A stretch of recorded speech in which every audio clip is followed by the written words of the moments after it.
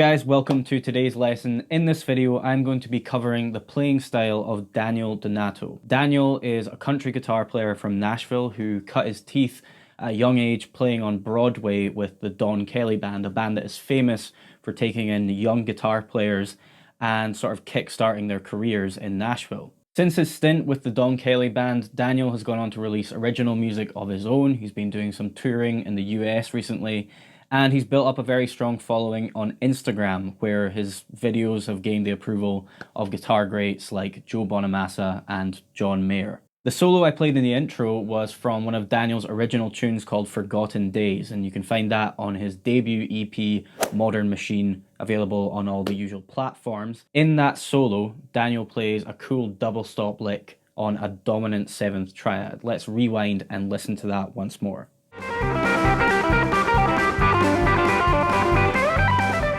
This double stop lick is a signature characteristic of Daniel's playing style, and if you ever watch videos of him playing on Broadway with the Don Kelly Band, he'll often throw in blazingly fast sequences of double stop triad licks like this.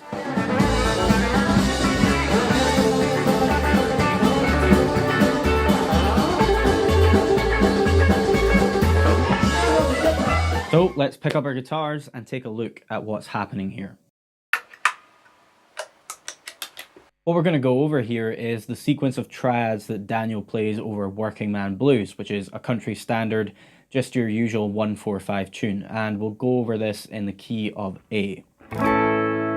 Now, I can't play this quite as fast as Daniel does in that clip, so we're going to take it a little bit slower. Here's the sequence.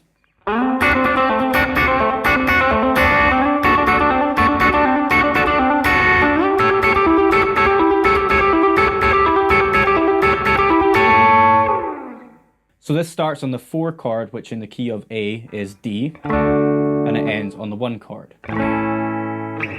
Over the 4 chord, Daniel plays 2 different triads that highlight a dominant 7th sound. The first one is this. So you want to bar the 7th fret on the G and B strings with your index finger. Place your pinky on fret 10 on the D string. This is a second inversion D7 triad. All a triad is a 3-note chord. And triads are great for highlighting the sound of the chord that you're playing over. So in this case, because we're playing a 1-4-5 tune, you know, it's basically a blues progression, any of the chords, the 1, the 4, or the 5, can be treated as dominant 7th chords. So in this case, Daniel is playing a D dominant 7th triad over the D chord, which sounds great because the D dominant 7th triad includes the root, the 3rd, and the 7th found in a D dominant 7th chord. So of course it fits perfectly. Now the sequence that Daniel uses to play this triad is this. So he'll just repeat that over and over and over again like this. And what's happening there is he is incorporating fret 7 on the D string, which is the note A. He's incorporating that into this triad double stop lick.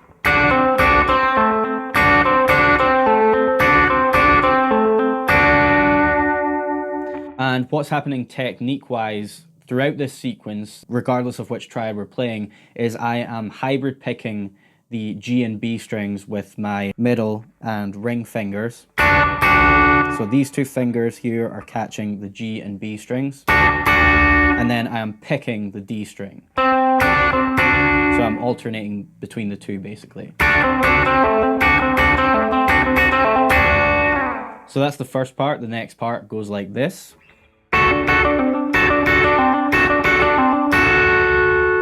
So here we have another triad, but this time it's a root position D major triad. So we have 12 on the D, 11 on the G, and 10 on the B.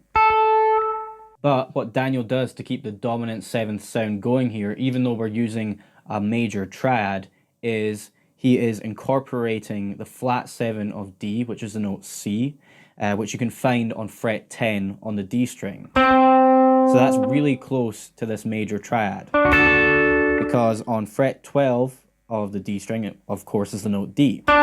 So just below that, 2 frets lower, you have the flat 7. So he'll do this.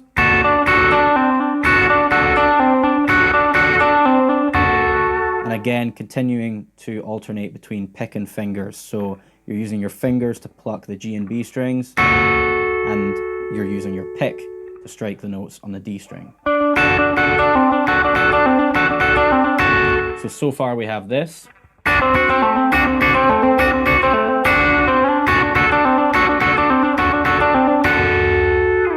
Then to finish up, we go to the 1 chord, which is A.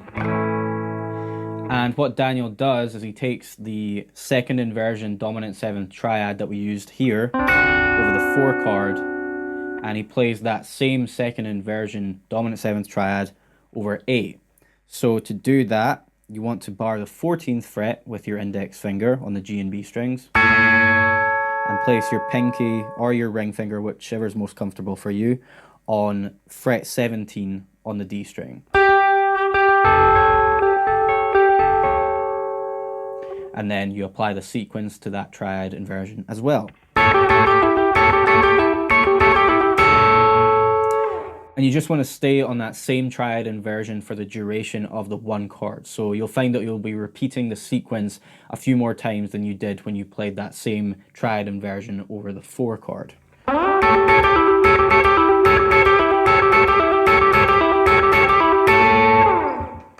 So here's the entire lick. I'm going to play it over a backing track so that you can hear it in context.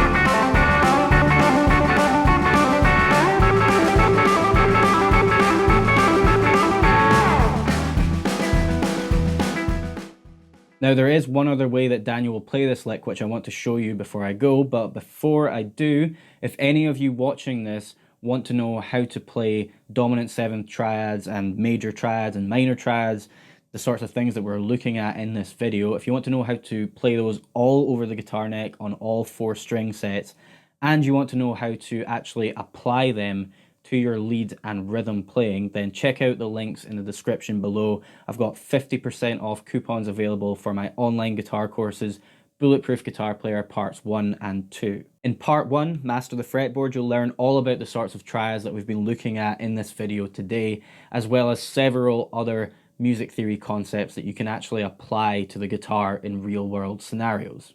So I mentioned that there's another way that Daniel will play this lick, and it's to do with the rhythmic subdivision that he uses. So up until now, we've been using 16th note triplets, but what Daniel will also do sometimes is he'll play this using 32nd notes. So let's take a listen to the difference between the two. Now, 32nd notes at this tempo that we've been using so far is incredibly fast. So again, let's slow things down a bit and listen to the difference between the two. Here it is with 16th note triplets. 1, 2, 3, 4.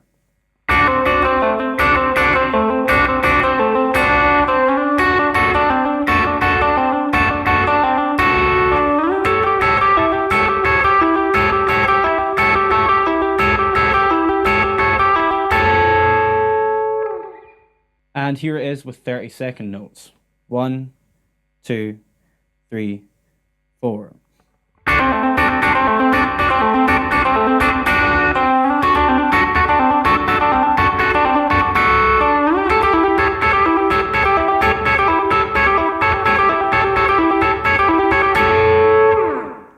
Now to play the 32nd note version of the lick, you need to use a slightly different sequence of notes. So here is the sequence that you can use applied to the first triad in the lick.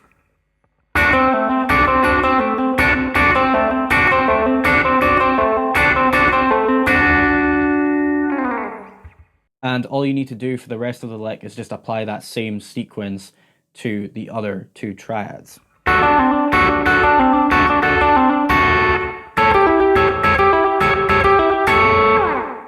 Alright guys, I hope you enjoyed this lesson on the playing style of Daniel Donato. As always, please leave suggestions for players that you'd like me to cover on this channel in the future in the comments section below, and I'll be sure to check them out. If you like this video, please give it a thumbs up below, share it with your guitar playing friends, and be sure to subscribe to my channel for more. See you guys in the next one.